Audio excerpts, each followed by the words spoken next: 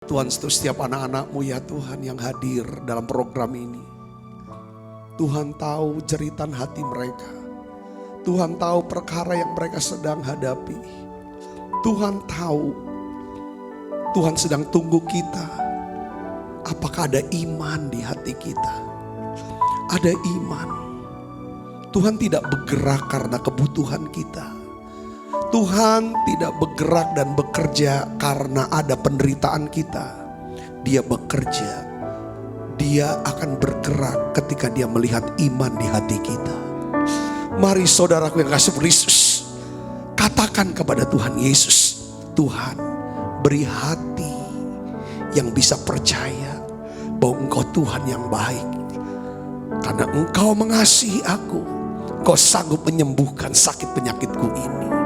Oleh bilur Yesus, aku terima kesembuhan ini. Doa saudaraku seperti ini.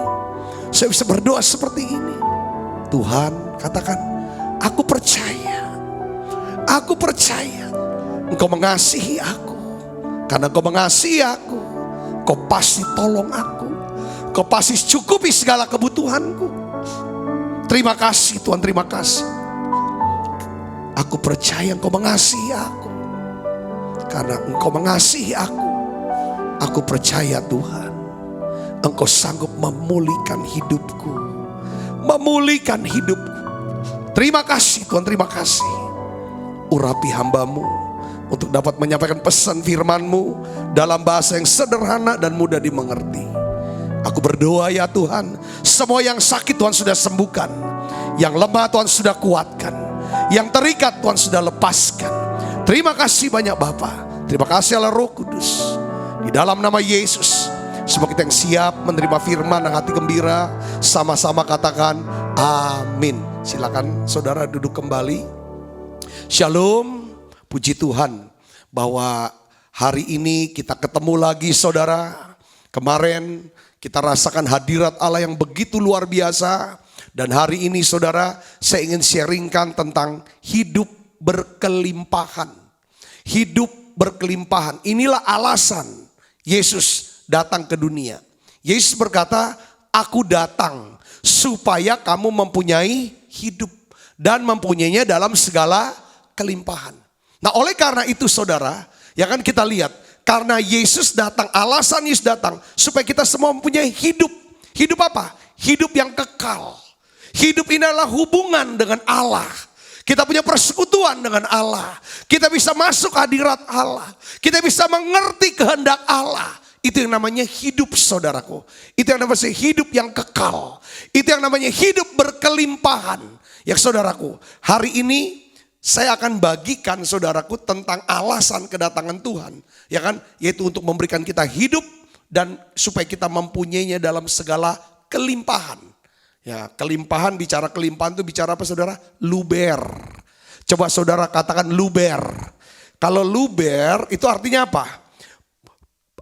Cukup, kalau ini isi botol ini luber artinya tidak sudah cukup untuk mengisi gelas ini. Tapi terus diisi akhirnya airnya luber. Luber itu adalah ada bagian yang keluar. Yang dialirkan keluar. Nah itu artinya hidup berkelimpahan. Makanya kita belajar hari ini tentang satu tema. Mungkin saudara sudah sering baca Alkitab ini. Yaitu tentang apa? Mujizat Yesus yang pertama. Yohanes pasal 2. Saudaraku. Ya Yohanes pasal 2. Tentang bagaimana Yesus mengubah air jadi anggur. Di pesta kawin pernikahan. Saudara, pesta kawin, ya kan, di pesta pernikahan, saudaraku. Nah, saya ingin mulai dengan natsnya di dalam Yohanes 2 ayat 11. Yohanes 2 ayat 11, mari kita akan lihat dan kita akan baca sama-sama. 1, 2, 3, baca yang keras. Hal itu dibuat Yesus di Kana, di Galilea, sebagai yang apa? Pertama dari tanda-tandanya. Dan dengan itu ia telah menyatakan apa? Kemuliaannya, dan murid-muridnya percaya kepadanya. Saudara, dari kalimat ini, dari ayat ini kita belajar apa? Bahwa Yesus melakukan mujizat pertama Itu di mana saudara? Di Kana. Pada waktu usia berapa? 30 tahun. Sebelum itu kalau pertama artinya apa saudara? Itulah yang pertama kali. Sebelumnya ada nggak? Nggak ada kalau pertama. Saudara pernah dengar ya? Tulisan-tulisan atau cerita-cerita tentang waktu kecil Yesus sudah bikin mujizat. Itu cerita dongeng orang Yahudi untuk tidur anak-anaknya. Dongeng pengantar tidur itu gak pernah ada. Alkitab gak pernah catat Yesus buat mujizat sebelumnya. Mujizat pertama yang Tuhan buat adalah di mana? Di pesta kawin di Kana. Yang ngerti katakan amin. Dampak daripada mujizat ini adalah apa? Saudara sini. Mujizat ini untuk apa tujuannya? Menyatakan kemuliaan Allah. Lalu dampaknya apa? Menginspirasi para murid. Sehingga murid-murid menjadi apa? Percaya. Kepada siapa? Kepada Yesus. Karena air yang diubah itu air apa saudara? Air untuk cuci tangan. Dan air untuk cuci kaki. Biasa kebiasaan orang Yahudi, saudaraku, itu selalu cuci tangan, cuci kaki. Untuk di depan rumahnya, itu ada. Air itu bukan air untuk minum saudaraku. Tapi jadi kualitas air ini adalah kualitas yang paling rendah. Tapi Tuhan bisa ubah menjadi anggur kualitas yang tinggi. Saudaraku yang Kristus. Jadi kita belajar tentang mujizat pertamanya. Ini yaitu apa saudara? Bahwa Yesus bukan cuman menyediakan sesuatu yang dibutuhkan. Saudaraku. Tetapi saudara, dia memberikan sesuatu yang apa saudara? Yang mahal dan mewah. Yang mengerti katakan amin. Ya, kebutuhan utama manusia itu apa? Air. Saudaraku. Tapi yang Tuhan buat adalah apa? Anggur. Ini kan dahsyat. Hari ini saudara, jadi mujizat air menjadi anggur. Ini menjelaskan tentang tujuan kedatangan Tuhan. Apa saudara? Dia bilang ini, aku datang supaya kamu mempunyai apa? Hidup. Dan mempunyainya dalam segala kelimpahan. Sekarang saya mau tanya sama saudara. Saudara mau nggak mendapatkan hidup? Yang mau katakan amin. Nah, kalau saudara mau berkata amin untuk menerima hidup dan mempunyai hidup dalam segala kelimpahan, maka saudara akan mengerti tentang 3 hal yang dilakukan Yesus di Kana. Tujuan Yesus lakukan mengubah air jadi anggur. Saudara, ini satu pelajaran penting yang kita bisa pelajari. Saudara, yang pertama, kita perlu berdoa agar kita memiliki iman. Bukan hanya untuk memenuhi kebutuhan pribadi kita. Tetapi kita memiliki iman untuk bisa menjadi berkat bagi orang banyak. Yang mengerti katakan amin. Yang ngerti katakan amin. Jadi gini saudaraku. Jadi Tuhan tuh gak berikan air. Air kan kebutuhan pokok. Air minum adalah kebutuhan dasar kita yang sangat penting untuk kehidupan sehari-hari. Sedangkan anggur adalah sesuatu yang mewah. Biasa digunakan setelah kita sudah cukup minum air. Buat orang Yahudi saudara, itu pasti yang namanya minum anggur. Setiap Sabat pasti minum anggur. Kalau kumpul sama keluarga habis makan minum anggur. Saudaraku, ini sesuatu yang mewah.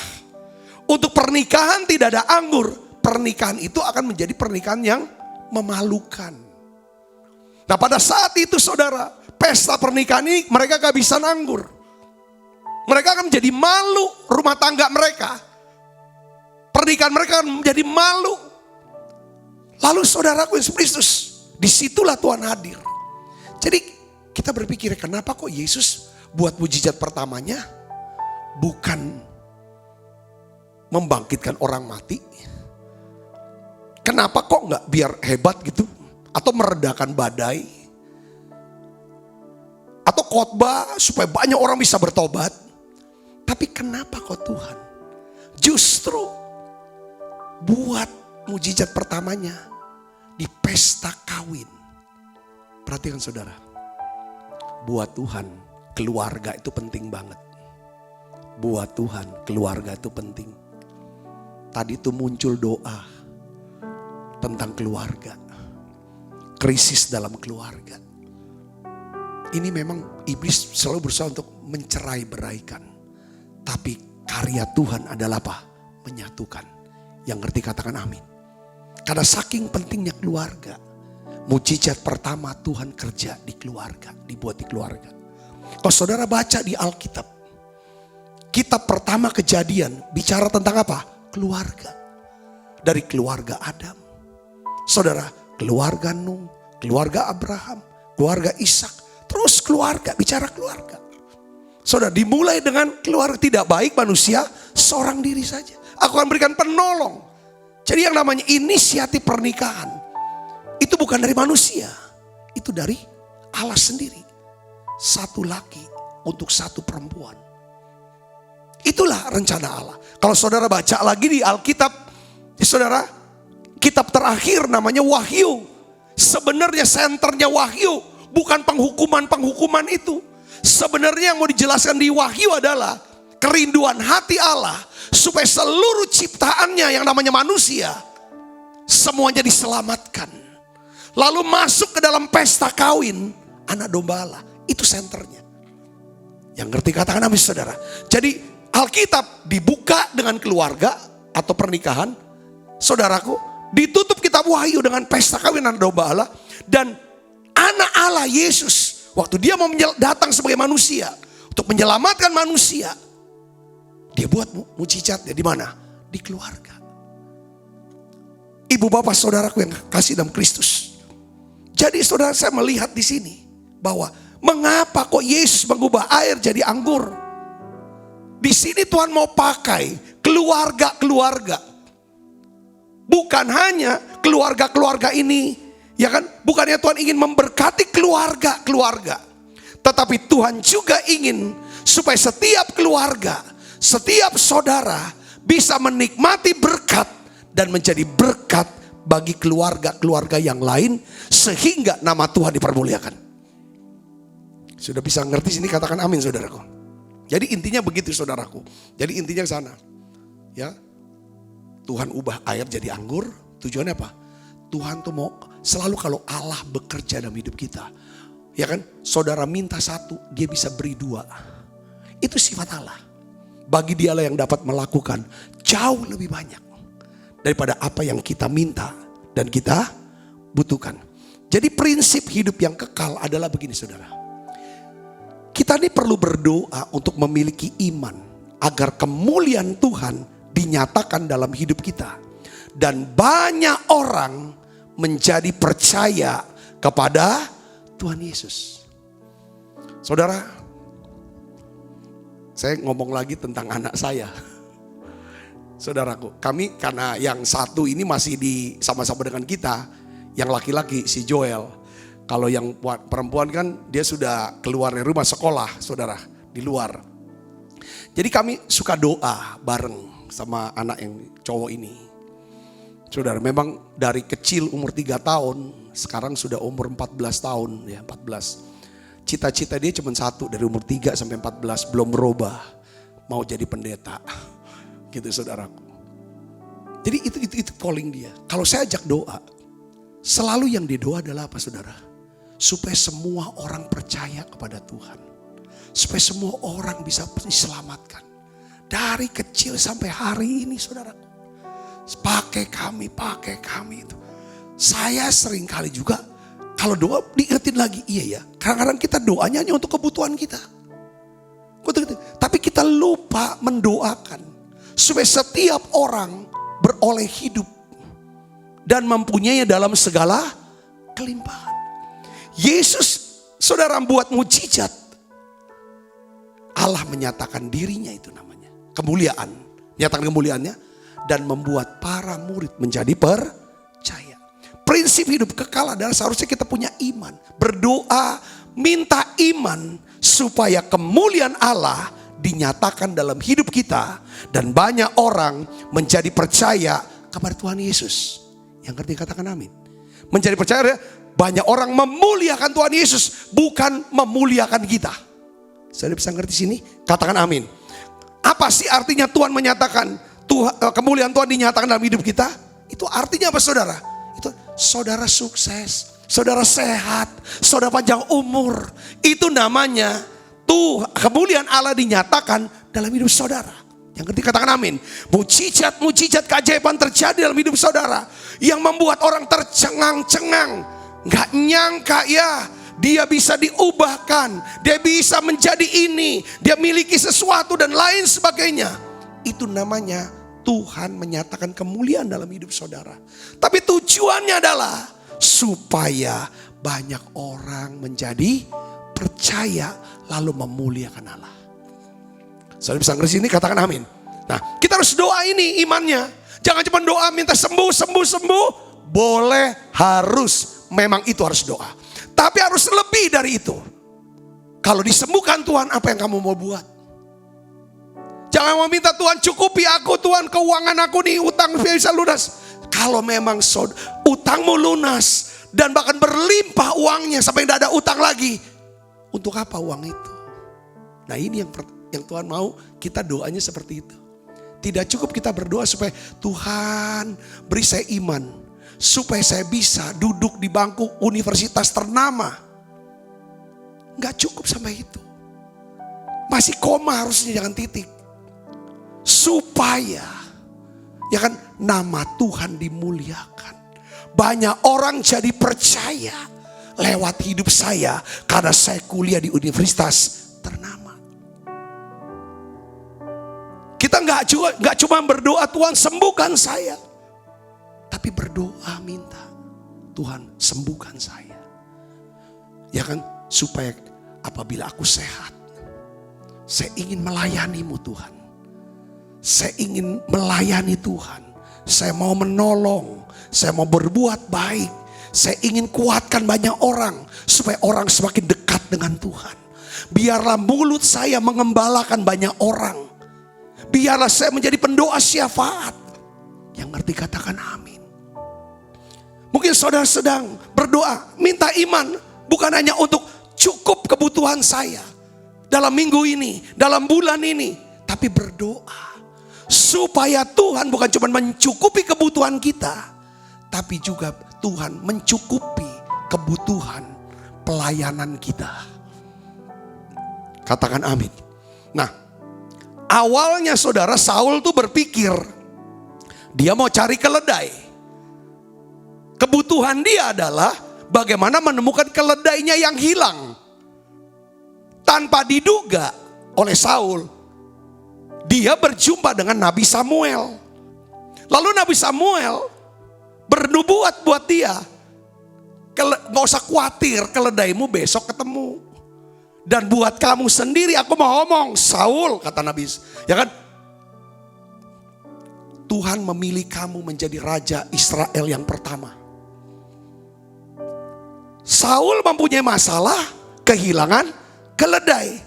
Tetapi di balik masalah itu terbuka rencana Tuhan yang besar bagi hidup dia. Yaitu apa saudara? Jadi raja Israel yang pertama. Hidup kita bukan dirancang hanya untuk menyelesaikan masalah keledai kita yang hilang. Tetapi hidup kita untuk menyelesaikan rencana Allah di dalam hidup kita. Katakan amin. Katakan amin saudaraku. Apabila kita hidup menurut rencana dan kehendak Tuhan, maka kita akan menikmati yang namanya apa? Hidup yang berkelimpahan. Saksi, saudara, saya mau saksi lagi boleh nih. Tentang kesaksian pribadi sih sebenarnya. Tentang hal ini. Saya bertobat dan menjadi orang percaya. Ya kan, di saat saya sedang berada di titik terendah dalam hidup saya lah, sepertinya itu. Pada saat itu saudara, saya ingin sekali setelah SMA ini saya bisa kuliah. Tapi ya sekolah saya juga boleh dibilang bukan sekolah yang terkenal, yang populer. Sekolah yang kualitasnya, grade-nya sangat bawah pada waktu itu saudara. Ya, kayaknya tidak ada dasar lah untuk bisa melangkah. Yang kedua, saya juga tidak punya uang untuk kuliah. Membiayai, untuk biaya diri untuk kuliah. saudaraku, dan tidak ada orang pun yang mau sponsor saya, saudara, untuk saya kuliah. Saudaraku yang kasih Yesus, kebutuhan saya adalah saya mau kuliah, tapi saya tidak punya uang untuk kuliah. Saat itu saudaraku yang kasih Yesus, hati saya susah, hati saya sedih. Saya les bahasa Inggris di gedung pertemuan Advent di Jakarta pada waktu itu. Lalu sahabat saya ngajak, menyapa saya, dia tanya, kenapa kok kamu kok biasanya sukacita banget, tapi kok hari ini kamu susah, kamu sedih. Saya cerita tentang, iya saya sedih, ini bentar lagi mau lulus, saya gak ada uang untuk kuliah, saya juga gak tahu mau bagaimana lanjut ke depan. Saudaraku yang Kristus, karena saya berpikir, ya kan saya harus kuliah untuk bisa mengubah masa depan begitu. Saudaraku yang Kristus, teman saya bilang begini, kenapa kamu gak coba turun ke bawah? Itu pas hari Kamis saya ingat, turun ke bawah. Ada apa di bawah? Nanti itu jam 5 sore habis kita les, ya, habis kita les, itu di situ ada ibadah, ada kebaktian yang dipimpin oleh Bapak Pendeta Yusuf Roni. Saudara, di gedung pertemuan Advent Jalan Muhammad Husni Tamrin, Jakarta. Pada waktu gedungnya, misalnya sekarang sudah gak ada gedungnya.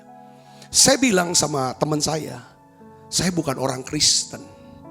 Saya bukan orang Kristen. Keluarga saya tidak Kristen. Saya gak pernah masuk kayak gitu, tempat ibadah seperti itu. Teman saya karena dia memaksa, dia bilang kamu cobalah. Kamu duduklah, kamu dengerinlah, aku temenin. Dia bilang aku temenin. Awalnya saya tolak, tapi karena gak enak sama dia, akhirnya saya ikut turun ke bawah. Saya duduk saya suka kalau duduk tuh apa-apa duduk di bangku yang paling agak depan. Kenapa saudaraku? Ya kalau sekolah lah, kalau kuliah, kalau di depan tuh lebih konsentrasi gitu. Saya ngerasa aja gitu. Mungkin juga untuk melatih untuk kita lihat jadi lebih pede ya, pede. Saudaraku, sementara saya duduk di situ, ada alunan melodi dari piano, saudara, dari organ. Itu lagu kemurahanmu, kemurahanmu lebih dari hidup. Saya dijamah, saya menangis. Saudaraku, waktu saya menangis, saya mau keluar, mau pulang, saya nangis. Terus teman saya bilang izin, saya keluar deh. Saya kok keluar mata, saya nangis. Gak tahu kok kenapa ini, dengar musik seperti ini. Teman saya bilang, kamu tahanlah, sudahlah ikutin dulu, ikutin. Karena saya hormatin dia, saya tetap jalanin. Sementara saya ikut ibadah, itu lagu kemurahanmu, kemurahanmu lebih dari hidup. Saudaraku, dinyanyikan, saya makin nangis. Lalu setelah itu pendetanya bicara. Dia khotbah sepertinya dia bicara, dia tahu saya, dia kenal saya, dia tahu kebutuhan saya. Sepertinya dia bukain semua dan berikan pengharapan. Kata-kata pengharapan yang saya tidak lupa ayatnya adalah Yesus berkata, akulah jalan, kebenaran dan hidup. Tidak ada seorang pun yang bisa datang kepada Bapa kecuali melalui aku. Saudaraku yang Yesus, masalah saya adalah kehilangan keledai. Keledai saya adalah kuliah. Sementara saya ingin supaya saya bisa dapatkan keledai itu, selesaikan masalah saya, itu kuliah saya. Rupanya di balik itu saudaraku, Tuhan mau pilih saya. Akhirnya di situlah saya mengalami perjumpaan dengan Tuhan. Saya jadi Kristen mulai saat itu.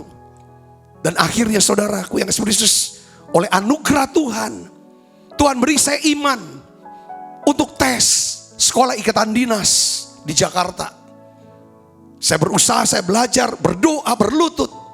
Akhirnya apa yang terjadi saudaraku? Tuhan beri saya lulus tes dan masuk sekolah ikatan dinas itu. Rupanya lewat kuliah ini Tuhan mau saya melayani di persekutuan mahasiswanya. Lewat kuliah ini saya juga melayani saudara di lingkungan daripada Jakarta Selatan pada waktu itu pemuda. Lulus kuliah, saya ambil keputusan untuk tugas di Irian Jaya. Di situ kesempatan juga saya bisa melayani, terus melayani saudaraku. Sampai akhirnya saya datang ke Palembang. tujuannya hanya untuk kerja. Untuk kerja saudaraku. Tapi saya ketemu gereja yang pas buat saya. Akhirnya saudara, berjalannya waktu, Tuhan pilih saya untuk melayani Tuhan sepenuh waktu.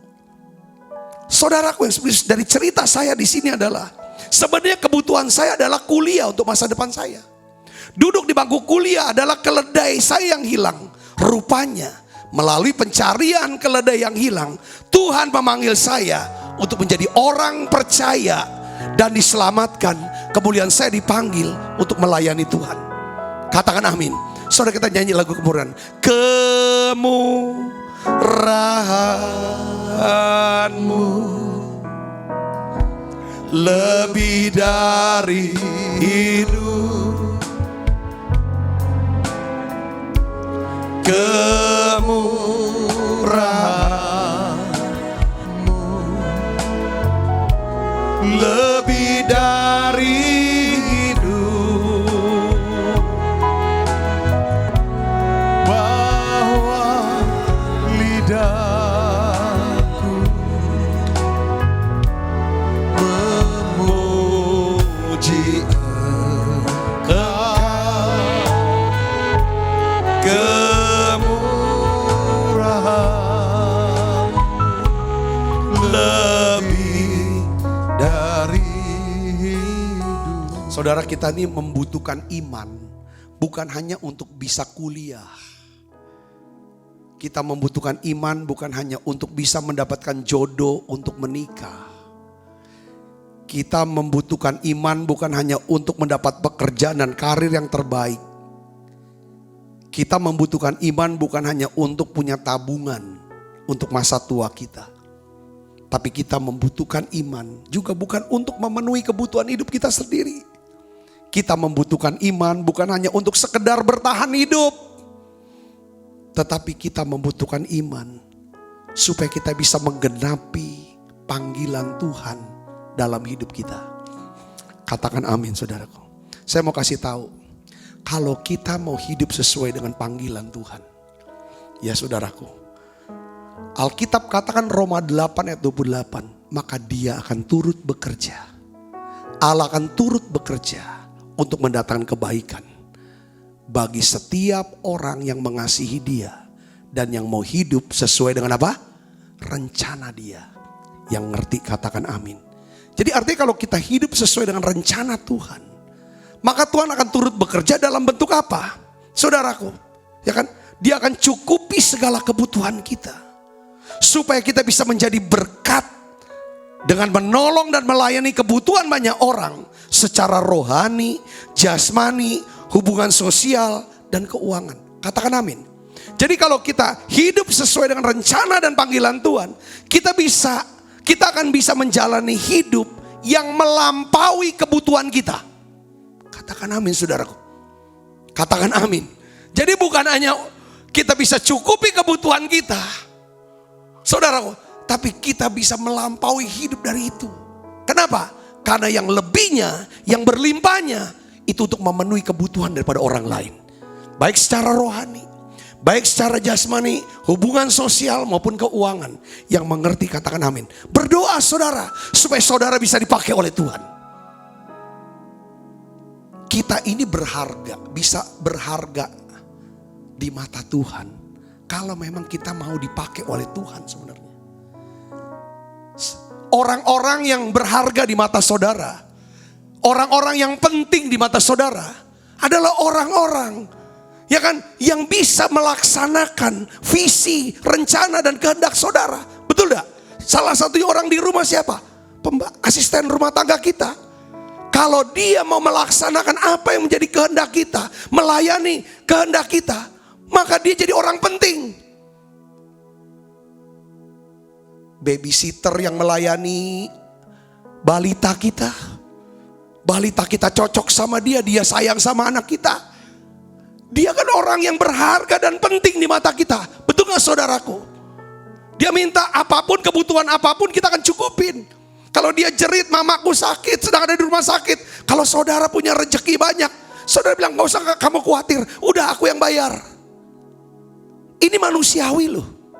Katakan amin. Dia sayang sama anak kita, ya kan, seperti anaknya sendiri. Begitu juga dengan Tuhan. Kalau saudara dan saya mau hidup sesuai dengan rencana Tuhan. Apa sih rencana Tuhan, panggilan Tuhan? Tuhan mau supaya kita menjalankan misi amanat agung. Jadikan sebuah bangsa murid. Katakan amin. Saudara harus bawa orang-orang supaya mereka dekat sama Tuhan. Percaya Tuhan dan diselamatkan. Kalau mereka sudah percaya dan diselamatkan, dorong mereka untuk bertumbuh imannya. Sehingga mereka pun bisa dipakai Tuhan untuk membawa orang-orang bisa diselamatkan dan bertumbuh imannya. Yang ngerti katakan amin. Ini iman yang harus kita minta sama Tuhan. Harus kita doakan kepada Tuhan. Bukan cuma iman untuk hidup kita sendiri, keluarga kita sendiri. Tuhan mau lebih dari itu. Berlimpah-limpah. Hidup yang berlimpah-limpah. Katakan amin. Bukan mempertahankan hidup, bukan sekedar hidup, tapi hidup yang berkelimpahan. Hidup yang berkelimpahan, hidup yang bisa berbagi secara rohani, secara jasmani, secara hubungan sosial, dan juga apa saudara, secara keuangan. Yang ngerti katakan amin. Ini poinnya. Kenapa Tuhan buat mujizatnya? Air jadi anggur. Saudaraku, bukankah kalau dia buat mujizat air anggur, dia tahu, ya kan, kita harus bukan cuma berdoa untuk kebutuhan dasar kita, tapi yang lebih dari itu. Supaya apa? Supaya ada yang bisa dibagikan. Yang ngerti katakan amin. Yang kedua, poin yang kedua, percayalah pada apa yang Tuhan janjikan, pasti digenapinya, sekalipun Tuhan belum menggenapinya. Percaya saudara pada apa yang Tuhan firmankan atau janjikan. Saya percaya kalau Tuhan itu adalah pribadi yang bisa dipercaya. Katakan amin. Yohanes 2 ayat 2-3 kita akan baca sama-sama. 1, 2, 3. Yesus dan murid-muridnya diundang ke perkawinan itu. Ketika mereka kekurangan anggur, ibu Yesus berkata kepadanya, mereka kehabisan anggur. Ketika Maria mendekati Yesus dan berkata mereka kehabisan anggur, saudara tahu enggak apa? Maria mengharapkan Yesus menjawab dan melakukan permintaannya. Melakukan mujizat di pesta perkawinan itu. Maria percaya bahwa Yesus sanggup melakukan mujizat sekalipun ia belum pernah melihat Yesus melakukan mujizat sebelumnya. Saya punya keyakinan bahwa Maria itu belum pernah lihat Yesus buat mujizat. Saudara percaya katakan amin. Apa dasar firmannya? Karena itulah mujizat yang pertama. Nah, pertanyaannya kita adalah begini saudara. Mengapa Maria bisa percaya bahwa Yesus dapat melakukan mujizat, mengubah air jadi anggur, sekalipun dia belum pernah melihatnya seumur hidup Yesus selama 30 tahun dia urus. Saya tahu nggak? Karena Maria memiliki iman kepada Tuhan. Dari mana iman dan pengharapan Maria? Saudaraku yang serius, Lukas 2 ayat 19 katakan begini. Tetapi Maria menyimpan segala perkara itu di dalam hatinya dan merenungkannya.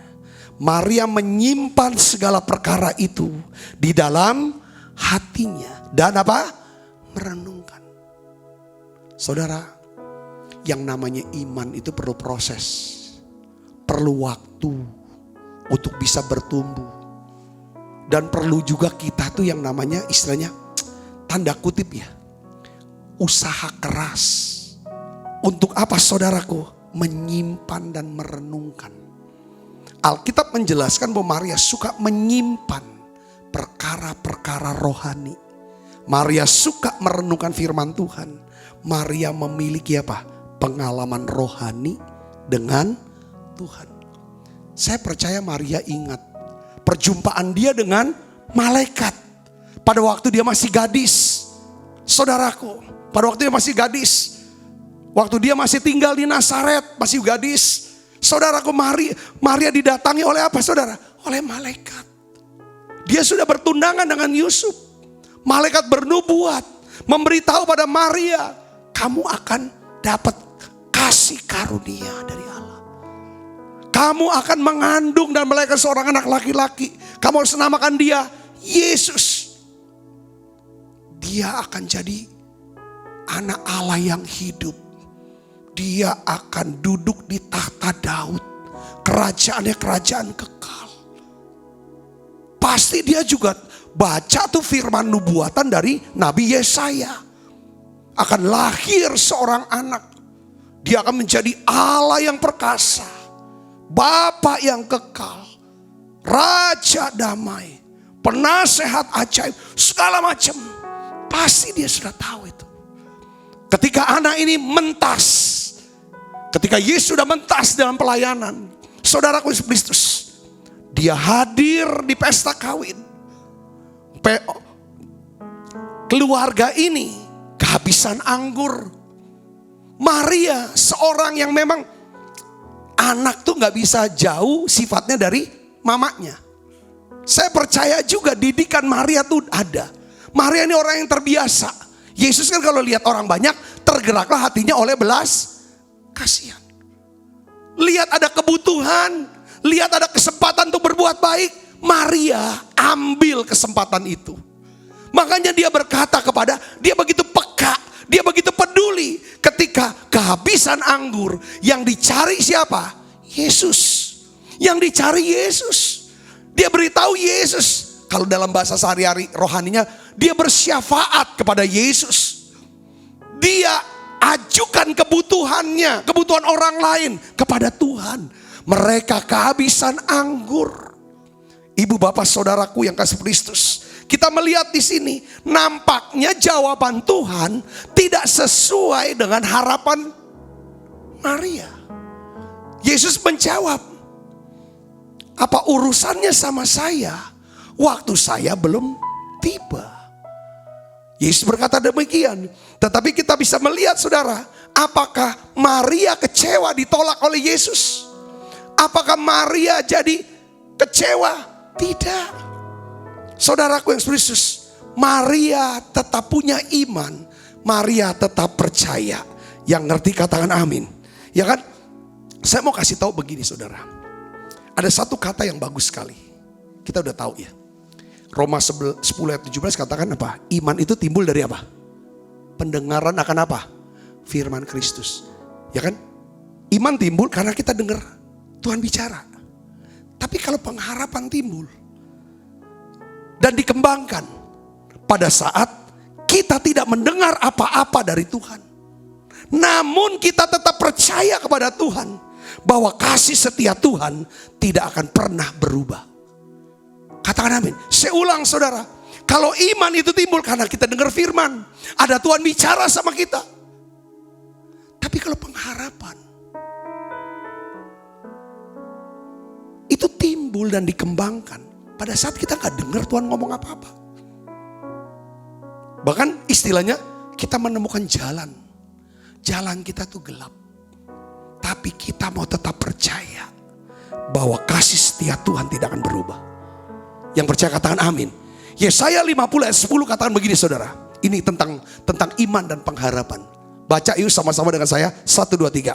Siapa di antara kamu yang takut akan Tuhan dan mendengarkan suara hambanya? Jika ia hidup dalam kegelapan dan tidak ada cahaya bersinar baginya, baiklah ia percaya kepada nama Tuhan dan bersandar kepada Allahnya. Tak kutakkan hari esok, namun langkahku tegak. Bukan surya ku harapkan, karena surya kan lenyap. Oh tiada ku gelisah akan masa menjelang. Ku berjalan serta Yesus, maka hatiku tenang. Banyak hal tak ku pahami dalam masa menjelang, tapi terang bagiku ini tangan Tuhan yang pegang. Jadi gini saudara, Iman itu timbul oleh pendengaran akan firman Tuhan. Tetapi pengharapan itu timbul dari apa? Pengalaman rohani bersama Tuhan.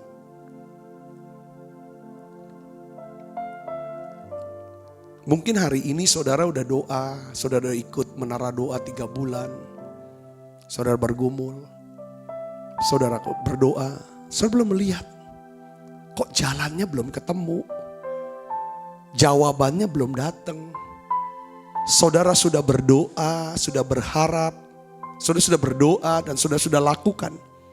Kok belum menemui yang namanya keberhasilan? Tambahkan iman saudara dengan pengharapan. Pengharapan timbul itu dari mana? Dari pengalaman rohani bersama Tuhan. Katakan amin. Kita nggak cuman punya iman yang kita definisikan sendiri, iman yang percaya. Kita percaya Tuhan sanggup tolong. Tetapi pengharapan memberi kita kesanggupan untuk menantikan waktu Tuhan menolong kita. Iman memberi kita kesanggupan untuk percaya bahwa Tuhan pasti tolong. Tapi pengharapan memberi kita kesanggupan untuk menantikan waktu Tuhan. Jalannya gelap. Jalannya gelap, tapi kita tetap percaya. Menantikan saatnya Tuhan menolong kita. Katakan amin. Oleh karena itu pengharap untuk bisa menantikan saat Tuhan tolong kita. Itu butuh yang namanya pengalaman rohani sama Tuhan. Apa sih namanya pengalaman rohani? Saudara ingat dulu. Dulu Tuhan sudah selamatkan. Dulu Tuhan pernah tolong. Dulu Tuhan pernah sembuhkan. Dulu Tuhan sudah angkat derajat kita. Angkat bisnis kita. Angkat karir kita. Sampai hari ini. Itulah dasar untuk kita berharap. Kalau dulu Tuhan pernah tolong. Saya punya pengalaman rohani. Dia Allah yang bisa dipercayai. Dia Allah yang setia. Sekalipun hari ini aku belum lagi nemukan jalan-jalanku. Saat aku tidak lihat jalanku. Aku tidak temukan, aku tidak mengerti rencana Tuhan. Tapi aku tetap percaya sama dia. Maria berkata, mereka kehabisan anggur. Seperti Yesus. Apa urusanku? Orang yang berharap, saudara, bukan orang yang pasif. Orang yang berharap adalah orang yang aktif. Setelah Maria, saudaraku, mendengar jawaban Yesus, apa urusannya? Ibu, apa urusannya? Ya kan? Mau apakah engkau dariku, ibu? Saatku belum tiba. Tapi Maria, apa yang dibuat oleh Maria, saudara di sini? Maria pergi kepada pelayan-pelayan. Lalu Maria berkata pada para pelayan-pelayan, apa yang dikatakannya saudara?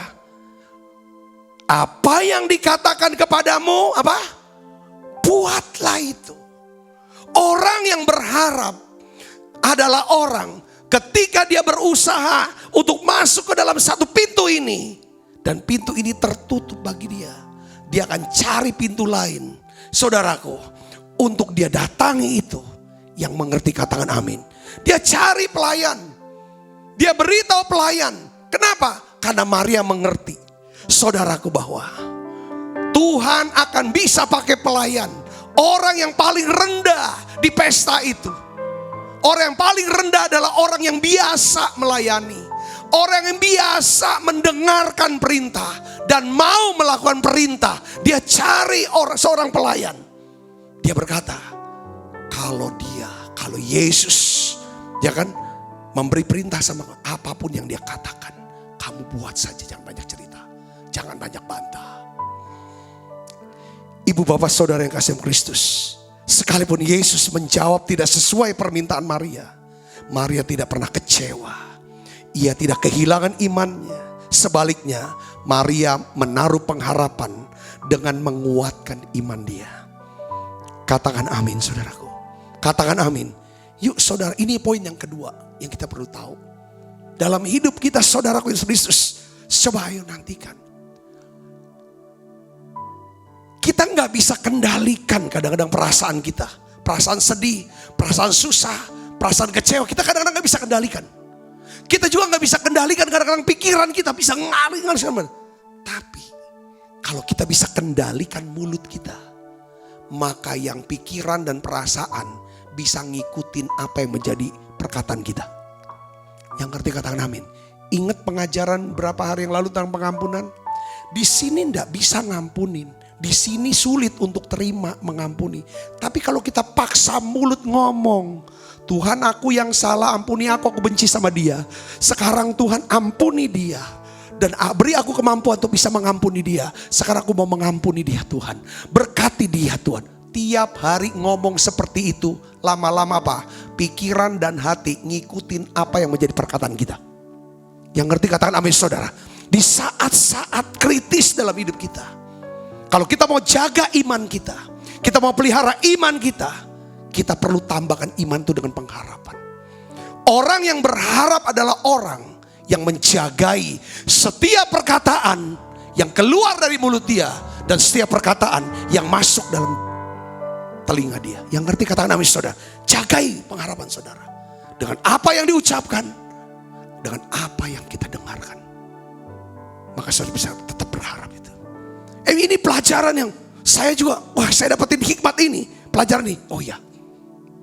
Kalau kita bisa jaga ini saudara. Perkataan kita sudah belajar kemarin. Perkataan adalah apa? Benih bagi perasaan kita.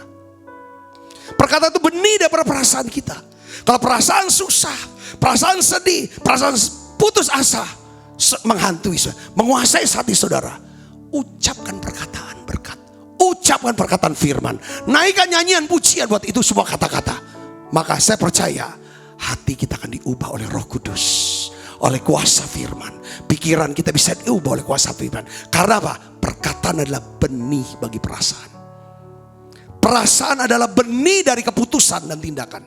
Tindakan dan keputusan adalah benih bagi kehidupan kita. Sukses, sehat, umur panjang. Yang percaya katakan amin. Coba beri kemuliaan buat Yesus. Terima kasih Tuhan, terima kasih. Oh haleluya. Oke, kita lanjut saudara. Poin yang ketiga. Kita akan baca sama-sama. Poin 3. Kasih setia Tuhan tidak akan pernah berubah kecuali waktu Tuhan. Maksud saya begini. Allah tuh gak pernah berubah saudara. Allah itu tidak berubah. Karakter Allah tidak berubah. Kasih Tuhan tidak berubah. Kuasa Tuhan tidak berubah. Tuhan bisa dipercayai dan dia bisa diandalkan. Ya saudaraku, ini harus kita ingat. Allah itu tidak berubah.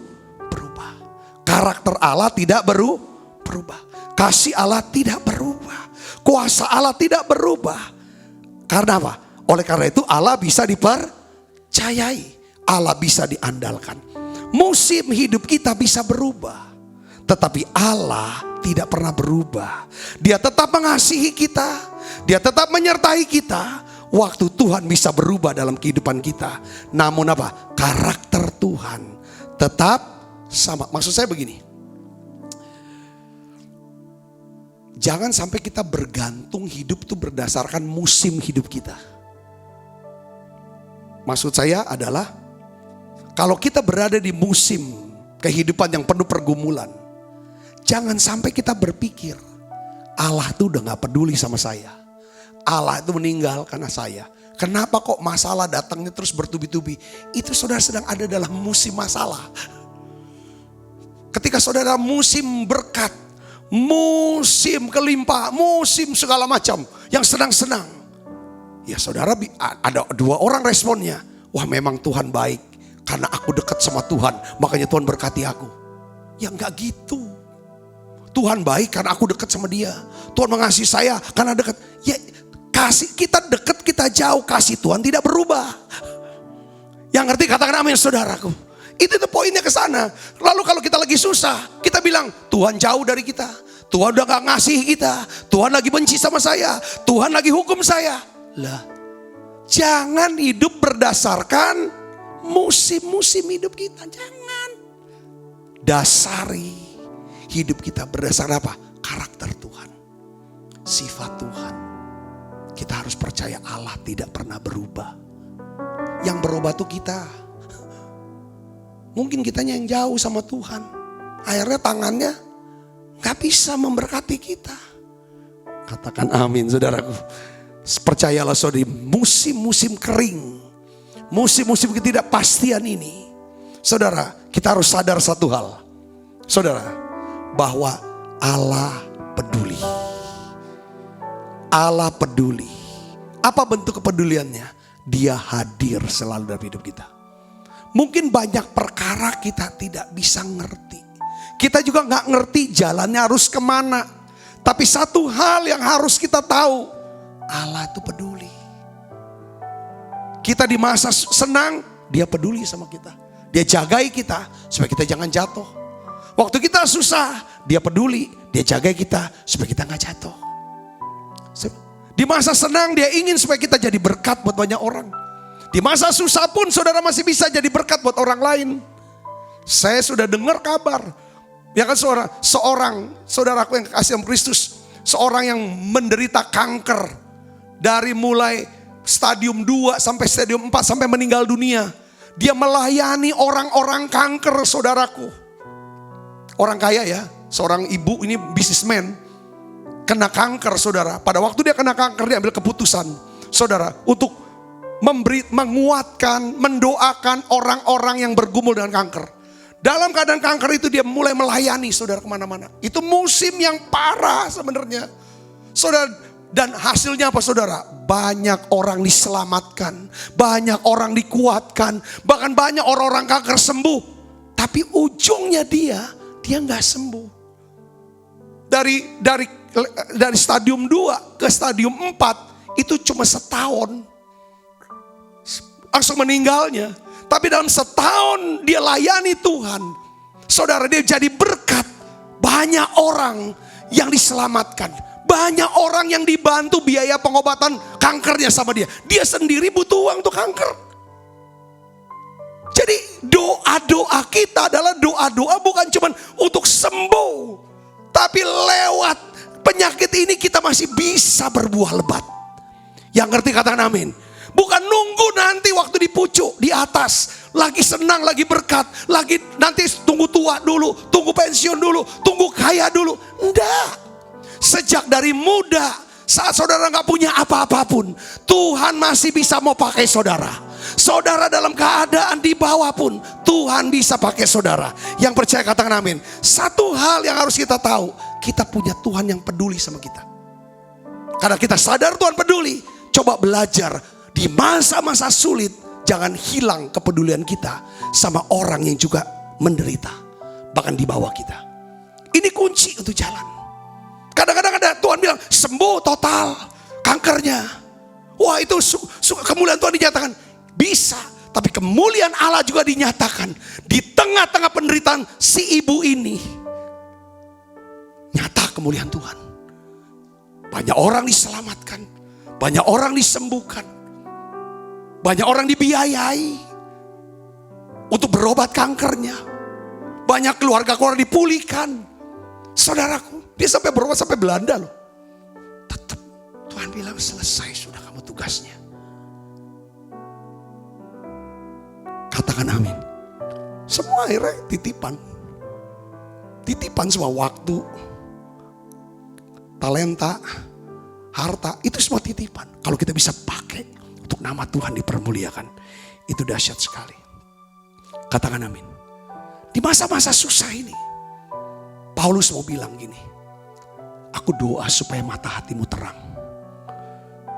Sehingga kamu bisa mengerti pengharapan yang terkandung dalam panggilan. Pengharapan apa? Apa pengharapannya? Yang supaya kita tahu, kita punya pengharapan akan apa? Divine provision. Divine provision itu adalah pemeliharaan ilahi yang ajaib. Pemeliharaan yang ilahi, yang ajaib dalam hidup kita. Katakan amin. Kita punya juga pengharapan akan apa? Divine direction. Ada tuntunan Tuhan yang jelas. Ada divine protection. Ada perlindungan ilahi buat kita. Dan juga ada divine visitation. Lawatan Tuhan yang mengubah hidup kita. Katakan amin. saudara mau mengalami mujizat dalam hidup saudara. Yang keempat, ketaatan kita menghasilkan mujizat. Katakan amin. Yohanes 2 ayat 5-8. Saudaraku, akhirnya saudaraku, ya kan, Tuhan Yesus mendatangi para pelayan. Dia berkata apa? Isilah tempayan-tempayan itu penuh dengan air. Ibu Yesus berkata kepada pelayan-pelayan itu. Lalu Yesus mendatangi pelayan itu dan memberikan perintah supaya mereka mengisi sampai penuh. Ayat 8, lalu kata Yesus kepada mereka, sekarang cedoklah, bawalah kepada pemimpin pesta. Lalu mereka pun apa? Membawa. Gak banyak mikir saudara. Pemimpin pesta orang yang terhormat di pesta itu saudaraku. Bayangin, dikasih minum apa? Air kobokan. Kalau bukan pelayan, bukan orang yang terendah, yang mau dengar dan taat, setia dan taat, sulit tuh lakukan perintah ini. Karena kadang perintah Tuhan sulit dan tidak mengerti. Tapi itulah jalan supaya kita gak pakai lagi otak kita. Kita pakai dengkul kita berdoa ke dia. Pak Niko bilang masuk tahun 2020 ini saudara, di awal-awal Januari. Saya masih ingat khotbahnya Pak Niko. Ini tahun 2020 ini tahun new dimension. Dimensi yang baru. Kita gak bisa lagi cari duit dengan cara-cara yang biasa. Kita harus cari duit dengan cara-cara yang supranatural. Hal-hal yang ajaib, yang di luar kemampuan otak. Dan itu yang Tuhan akan kerjakan buat saudara. Yang ngerti katakan amin. Oleh karena itu Pak Niko bilang, inilah kita harus terus diubah. Ya kan, dalam kemuliaan semakin besar. Apanya saudara? Dimulai dari karakter kita. Semakin serupa dengan Kristus. Taati dia. Lalu nanti apa? Tuhan akan ubah keadaan kita. Sehingga kemuliaan Allah dinyatakan. Saudara diberkati luar biasa. Di masa-masa sulit ini. Karena apa? Saudara setia dan taat akan dia. Yang ngerti katakan amin. Pertanyaannya, kenapa pelayan yang disuruh? Kenapa Maria cari pelayan? Bukan kenapa orang yang lebih tinggi derajatnya. Orang hebat di situ, orang kuat di situ. Kenapa Yesus cari pelayan? Gak ada koordinasi sama Yesus. Perhatikan saudara. Pelayan, mereka terbiasa mendengarkan dan melakukan perintah tuannya. Mereka terbiasa melayani. Seorang pelayan sudah terbiasa mendahului kepentingan orang lain daripada kepentingan dia sendiri. Saudaraku, sebelum Tuhan melimpahkan segala berkat-Nya, Tuhan mencari seseorang yang memiliki hati seorang hamba. Seorang yang suka mendengarkan nasihat Tuhan dan melakukan dengan setia dan taat. Para pelayan ini memiliki kualitas hati seorang hamba. Yaitu apa saudara? Rendah hati, murah hati, baik hati, besar hati dan hati-hati. Tuhan mengubah air menjadi anggur dalam hidup kita. Supaya kita bisa menikmati hidup berkelimpahan. Hanya apabila kita mau bersedia apa? Setia dan taat. Ayo ambil keputusan saudara. Kita bersedia, setia dan taat untuk mengasihi dan melayani Tuhan. Untuk mengampuni dan mempercayai. Setia dan taat untuk memberi, berdoa dan berpuasa. Saya tutup dengan ayat ini saudara. Mazmur 73 ayat 24. Ini jadi ayat yang saudara di masa pandemi. Saudaraku, ini ayat rema. Saya percaya ini ayat untuk kita semua memasuki new normal saudaraku. Ini ayat untuk kita masuki new dimension, dimensi yang baru. Mari kita baca dengan bersuara 1, 2, 3. Dengan nasihat-Mu Engkau menuntun aku, dan kemudian Engkau mengangkat aku ke dalam kemuliaan. Saat kita bersedia, setia dan taat untuk melakukan nasihat firman Tuhan, Tuhan akan angkat kita ke dalam kemuliaan-Nya. Tuhan Yesus memberkati saudara. Saya berdoa biarlah air, Tuhan mengubah air menjadi anggur dalam kehidupan saudara. Tuhan Yesus memberkati.